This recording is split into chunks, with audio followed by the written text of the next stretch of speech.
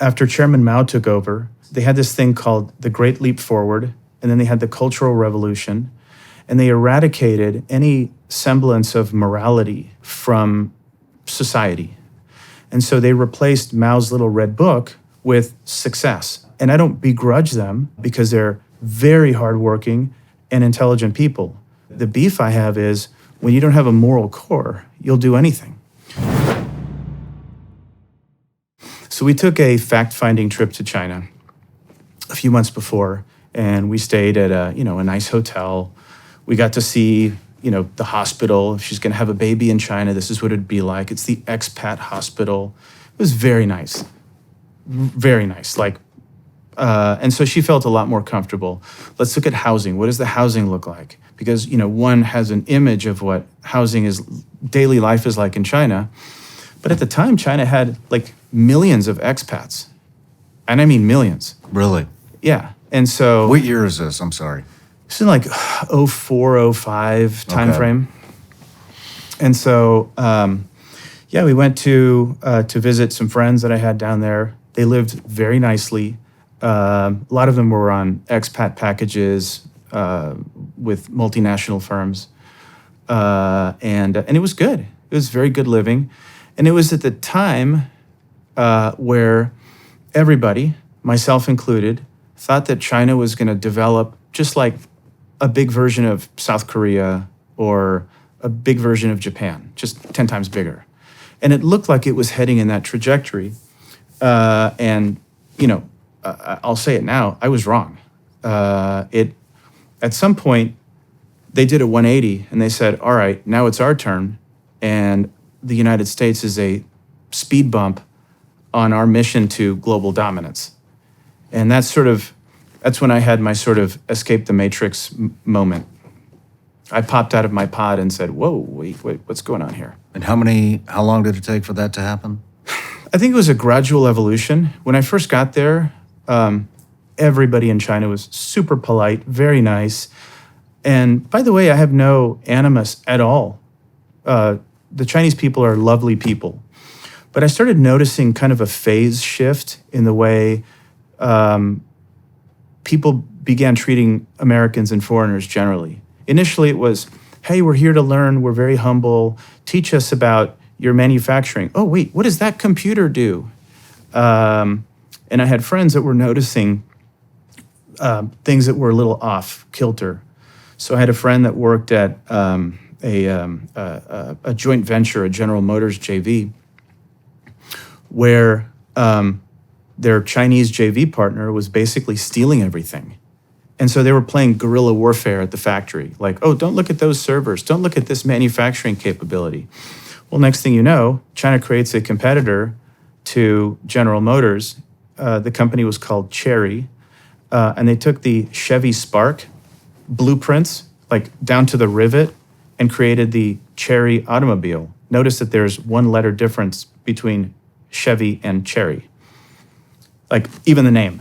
Wow. And so that was starting to happen, and it just got worse. Then what are some of the other ones that you saw?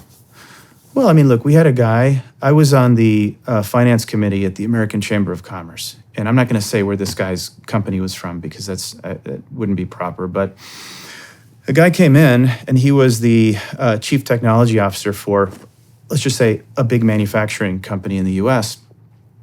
And he sat down with us in the committee and said, the strangest thing happened.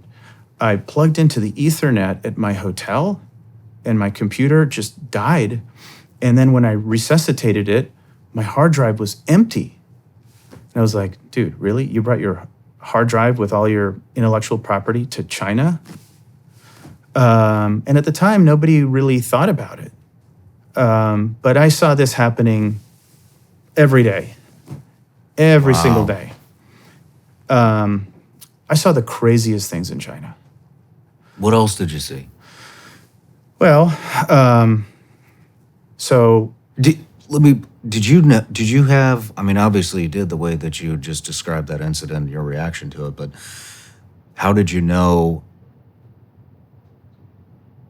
That they were sucking all the information out of the devices and kind of the... Because I'd started developing relationships with a lot of folks in China, and talk to them.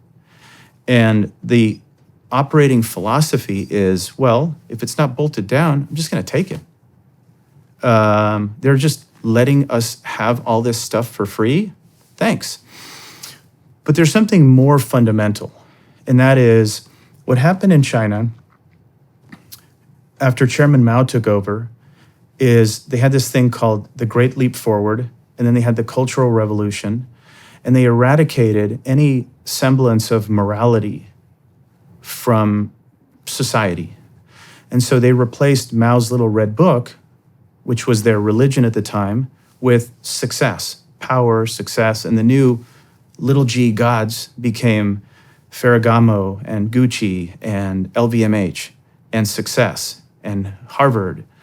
And when you're untethered from any sort of moral core, you'll do anything to become successful, powerful. And you have 1.4 billion people who are just out for bear, looking to make it. And I don't begrudge them because they're hardworking, very hardworking, and intelligent people. But the beef I have is when you don't have a moral core, you'll do anything. So here we are. We've got a kid in China, and we've got to buy infant formula. And my wife says, we're not buying Chinese milk formula. It's like, you got to be kidding me. There are like 200 million Chinese kids here, or whatever the number is. Nope. So every time I'd go to the States, I'd come back with 2 suitcases of, Nestle Good Start, and she would buy Evian water, and I'm just like watching dollar bills evaporate, thinking it's like the stupidest thing.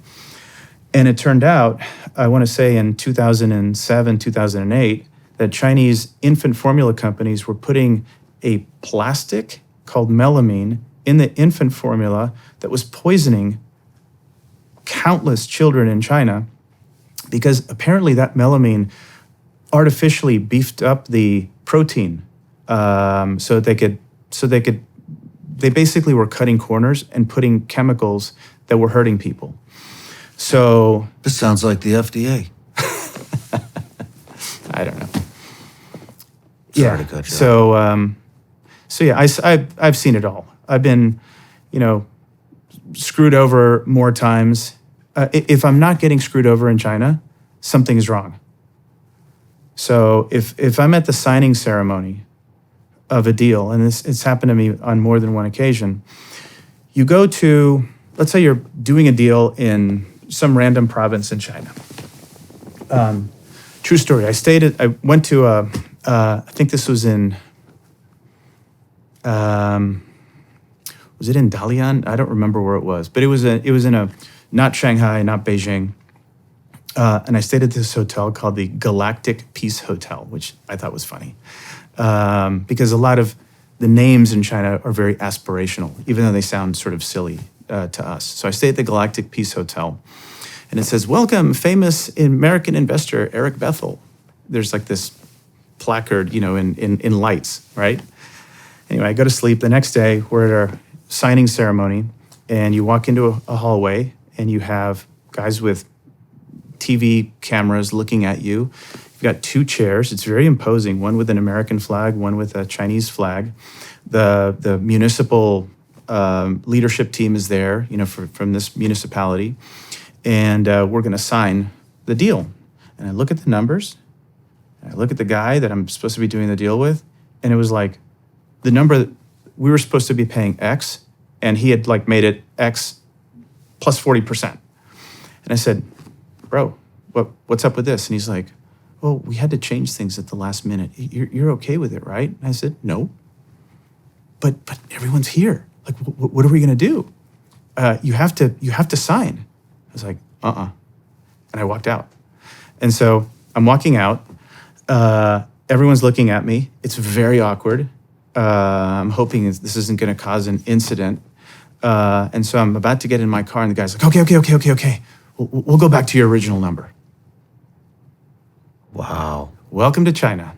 Wow, that's an everyday occurrence now. Everyday occurrence. No matter where you're watching Shawn Ryan Show from, if you get anything out of this, please like, comment, subscribe, and most importantly, share this everywhere you possibly can. And if you're feeling extra generous, please leave us a review on Apple and Spotify podcasts.